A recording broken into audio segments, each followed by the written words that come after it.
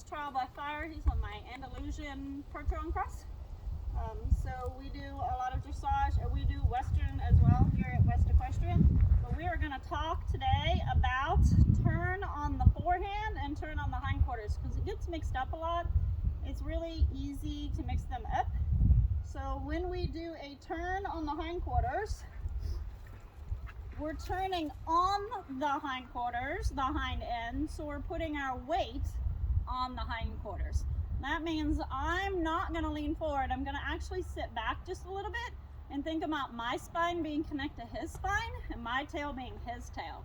Okay, I'm going to think about my pelvis and my core, my belly button, being attached to his ears and his shoulders. And I want him to turn off my outside leg. So I'm going to keep this outside rein and inside rein fairly even, because I want him to turn on his hindquarters with a soft bridle. So when I do that, I'm just going to barely open. He can already feel what I'm doing.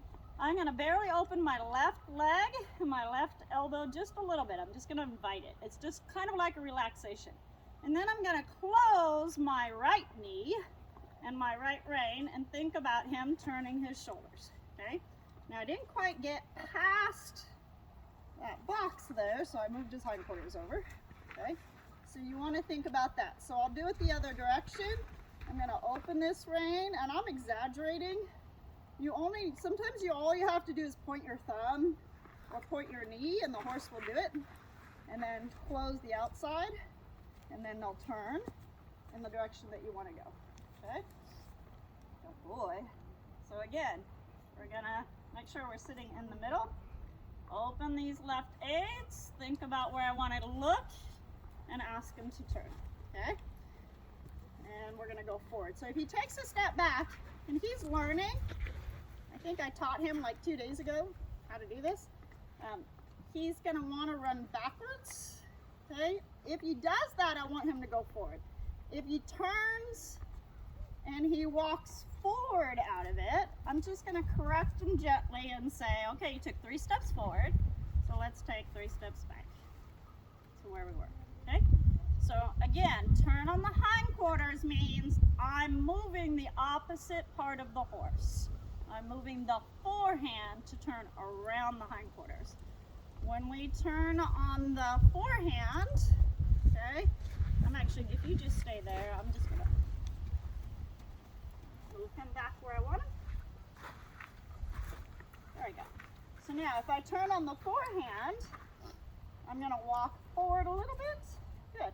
Now I'm going to think about my energy or my weight being a little on his shoulders. I don't want to lean forward because that compromises my position and my effectiveness of my aids. So I want to think about my pelvis bone kind of sticking to his shoulders, and I'm going to move my tailbone, which is attached to his, around the pelvis. So I'm going to take this tailbone and I'm going to think I'm going to move it that way, and I'm going to actually close my right hand and my right knee. So I just put a little pressure on it, okay? He's already waiting, he felt it, and I'm going to keep that right knee and that right rein closed. Your left inside rein controls that hindquarter. In Western, they teach this all the time, disengaging hindquarters. It's the same thing. So I'm going to use my inside rein just a little bit in my inside leg, and I'm going to turn the hindquarters, okay? We don't have to have big movements. I like to teach my horse from the very beginning what it means for my leg to say something. I use it with my seat and with just a little bit of rein if I need it, okay? So if I want to move his hindquarters, I should not have to move my leg way back here, because at some point I need to lop somebody's head off with a sword, or rope somebody, or I'd rather rope people because I can't rope a cow, or something like that. I don't want to have to be out of position. I want my leg to be where I need it to do what I need to do. So I ask them with my leg, with my inside leg and my seat, what to do, okay? So whether you're doing neck reining or not, he should listen to my seat aids and my leg aids. Okay, the last thing that you want to be careful of is desensitizing your horse. if you ask them to do something, you put the leg on and you keep it on all the time, they're gonna deaden to it. So he's already deadened. He's like, oh, you're just hugging, okay? I wanna push it and release it. So every time this hindquarter takes a step, I push it, release it, and he should stop. And then my arms and shoulders weren't helping him. So I'm gonna push it, take it off.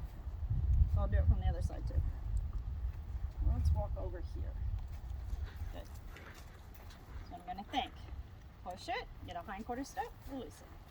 And I want him to stop as soon as that releases, so that if I need to move his hindquarter 1 step, or 2 steps, or 3 steps to get up to a gate, or to do something like that, or reach over and grab my cup off of a box or a post, I want him to be able to put his body exactly where I want it.